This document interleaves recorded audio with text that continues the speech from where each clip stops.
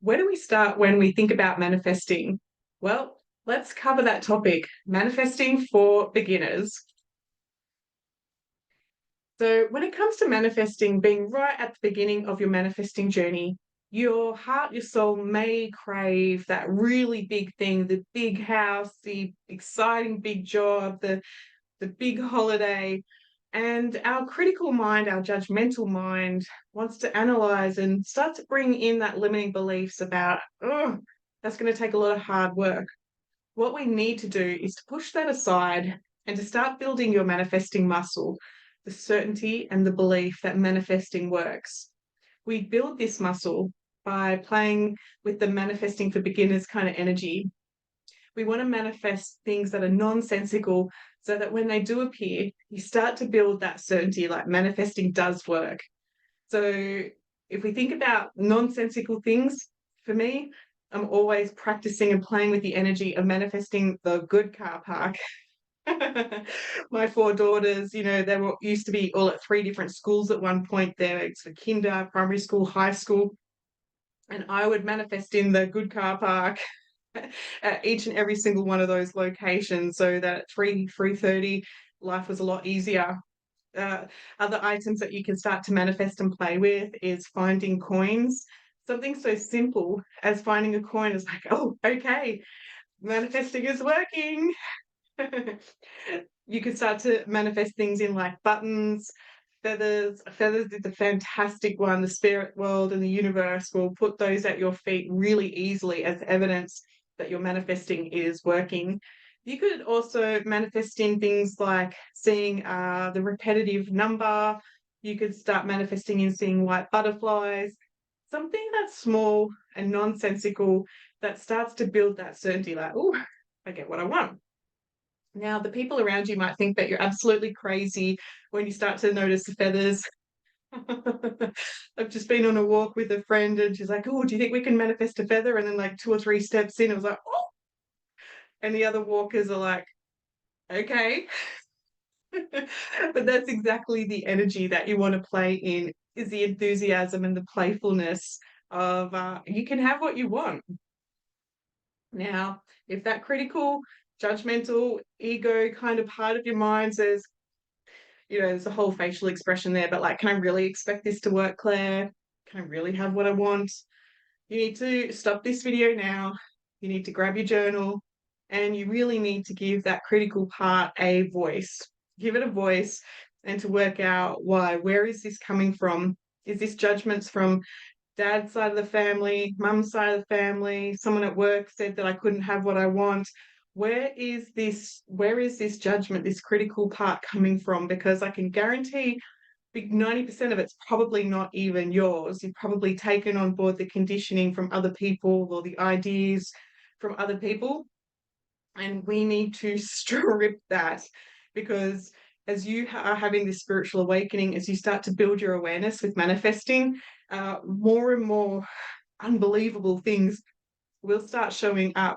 And you may have people there that are in complete disbelief, and that's their story, not yours. So if there's a part of you that's saying, like, oh, can I really expect this to work? Go and journal it. Once you give a dog a bone, once you give that critical part of your mind a place to vent, it will shush, it will get what it needs. So do that for yourself if that voice is coming up. Now, similar to what I was talking about, walking with a friend and we're all like, oh, white feathers, have that happy dance or feel into the energy of what it's like to get what you want. This raises your frequency, and I'm going to go into more detail about that, what that means to raise your frequency, what you frequently see, and to be able to build upon the enthusiasm for life that you can have what you want. So finding that coin, finding the good car park, doing a little happy dance, or just that inner excitement, like, yep, certainty, I can have what I want. Do whatever you can to play in that energy. Now, when you start to build that certainty, you can have what you want. Start to practice within your mind to rehearse what it would look like, or to rehearse what it would feel like, or rehearse what it would sound like to receive those things. So, maybe that's maybe that's what start again. Maybe you're going off for a lunch date with a friend and you're like, actually, I want to manifest that white feather at the table, or I want to manifest in the good car park, and almost just open up the imagination of your mind. Just imagine what that would be like to arrive to see your friend there. There's a feather at her feet. You're like, and whether it happens or not, you've put it into the quantum field, you've put it into your timeline, that's something, that's a bubble of reality that you want to open, that's a possibility that you want to experience. So the more that you start to build the knowing of what you want, this sends out a vibration and echo out into your timeline to confirm and to pull in more of what you want. So people may say, but Claire, I can't visualize. And that's completely fine. Visualization may not be your thing. Mind you, even blind people will be able to describe what they can see. But if you're somebody who's adamant that you can't see or can't visualize, that's fine. You may be more kinesthetic. So that means that you may be more feeling based. So you will feel the energy of what it's like to arrive at your friends and there's what you want, the feather. Or maybe you're more auditory, which means that you're more hearing based. And so you may rehearse what it feels like to get to your friend and hear the excitement, the squeals, the hugs, the play of finding that white feather. Whatever's right for you, then use what works for you. Don't try to force something to work that's not natural to you. Okay, so once the evidence starts to show that your manifesting is working, it is time to increase your manifestation. It is time to start to rehearse what it would be like to have those bigger things into your world. So whether you've gone from, I don't know, like the feathers, maybe you want to manifest in the sale or the discount of that jacket or the jeans or the shoes that you want. Maybe you just want to play with that kind of idea, or to receive a particular item being as a gift, putting it out there and imagining happy comes home with it and it's a surprise. Whatever you want to manifest in, just take it to that next level and to play with that energy. Okay, because I want to tell you here, once you start manifesting in the big stuff, this is when your old programs are going to kick in a lot stronger. That inner doubt, the self-worth, the uncertainty. And this is when we actually need to apply more complex processes to be able to undo that sabotage, to undo that doubt, to undo that lack of certainty. So this is where I encourage you, manifesting for beginners, build the belief that you can have the feathers and the numbers and the buttons and the good car park. Build up that certainty. And so if there's that need for a car to come in, then we're going to cover those processes later in the training.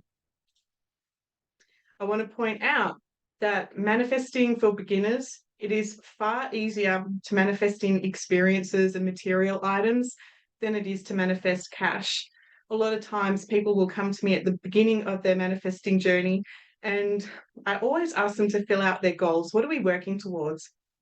As a coach and a client scenario, I want to be clear on what it is that you as the client, what do you want, so that we're working towards the same thing. Anybody who's kind of ambiguous and say, I want to manifest the idea of being in flow and being connected, I have a little bit of a tacky sense of humor and say, okay, well then go jump in the river, you'll be in flow, hold onto a rock, you'll be connected. This is no different than the universe. If you want to manifest in something specific, then you need to be specific about what does the flow state look like for you? What's the benefit of being in the flow state? What does that give you? So I've gone off track, but when it comes to manifesting in experiences instead of cash, I know I've had clients who've put on that goal form that they want to manifest in the lotto. They want to manifest in winning money.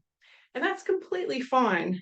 There is a really, really big difference with manifesting something that you can take the steps to achieve versus kind of being in that victim energy and like all you can do is really buy the lotto ticket and visualize and hope. So for me, there is a difference. If you're going to if you want to manifest winning in the lotto, go for your life, play with it, and invite in that money. But maybe if it's just a sum of money that you want to manifest, then what would you be buying with that sum of money? What is that material thing that you want to manifest? Because that's a lot easier to visualize and to explore the again the energy of what's to come. So I hope that makes sense, guys. I I hope, yeah, and I will talk to you later.